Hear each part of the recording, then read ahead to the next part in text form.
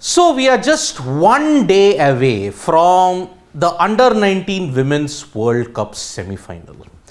We were all under the assumption that perhaps India's chances to make it to the World Cup semi-final were all hanging by a thread.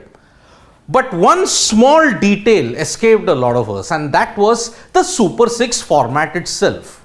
The structure of the Super 6 and one technicality ensured that even if India had suffered one loss, they would have still made it to the World Cup semi-final.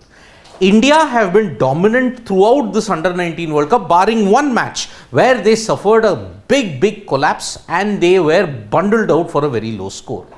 Apart from that, it has been a very flawless performance from this Indian team, who under Shefali Verma and under certain individuals are really molding themselves as one big unit.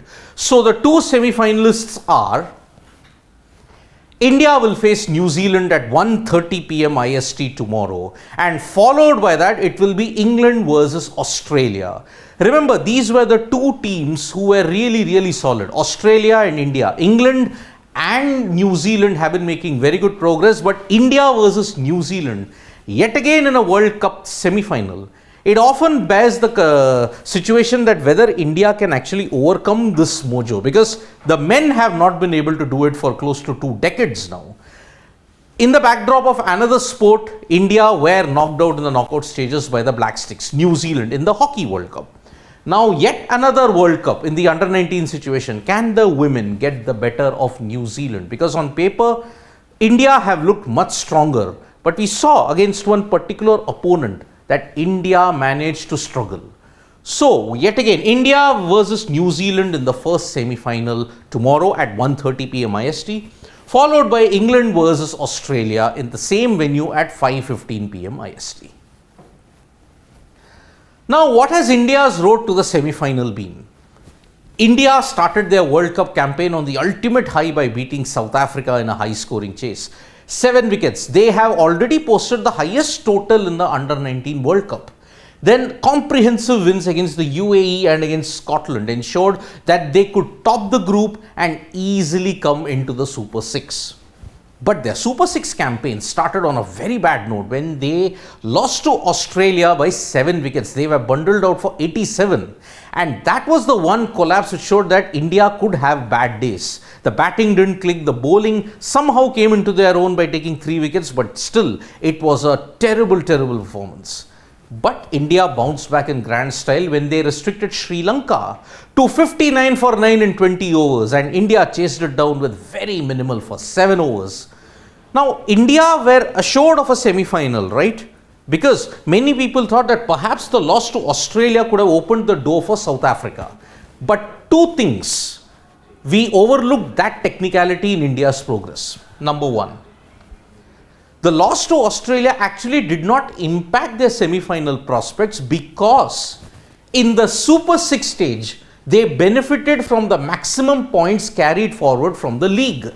So India were boosted by the fact that South Africa and the UAE qualified from their group into the Super 6, and that is why they could carry a maximum of 4 points.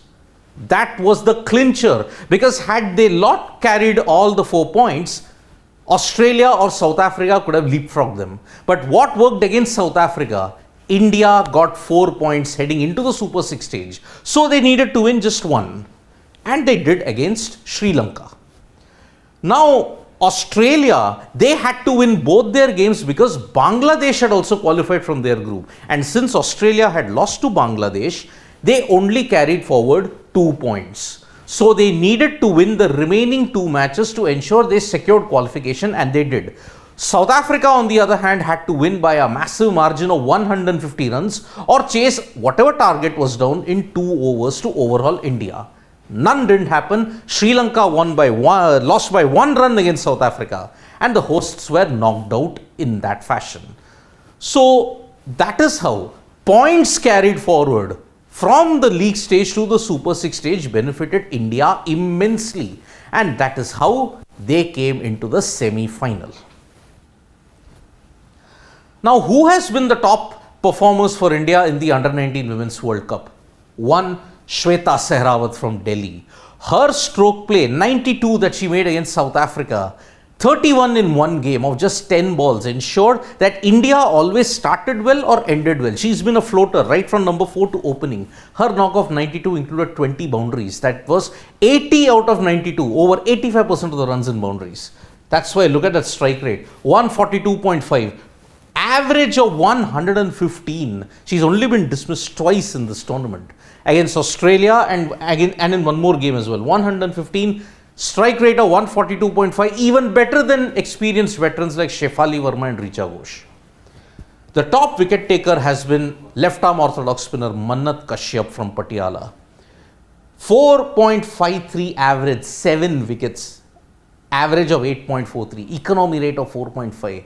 Her left-arm orthodox spin has been the main factor, along with leg spinner Parshvi Chopra, that has ensured India are in with a big chance to win their maiden historic Under-19 World Cup title. It is the performances of these individuals, Shweta Sehrawat, Parshvi Chopra, Soumya Tiwari, Mannat Kashyap, they have all ensured, and even Gongadi Trisha to a certain extent, because she hit a 50 in one of the games. So India are in with a good position to end their ICC woes, because remember, India Under-19 team is far more experienced than the rest of the other teams. The likes of Shefali Verma, Richa Ghosh gives them that X factor. Remember, if they win against New Zealand, they will be one step closer to winning the Under-19 World Cup title. Anyway, in the men's section, India have dominated Under-19 World Cups. Now it could be the turn of the women to do it in a couple of days' time. Thank you so much, folks, for joining us for this live. We'll be back with more updates on Sports Today. Press the like, comment and share button. We are also there on Facebook, Twitter and Instagram as well. Thank you.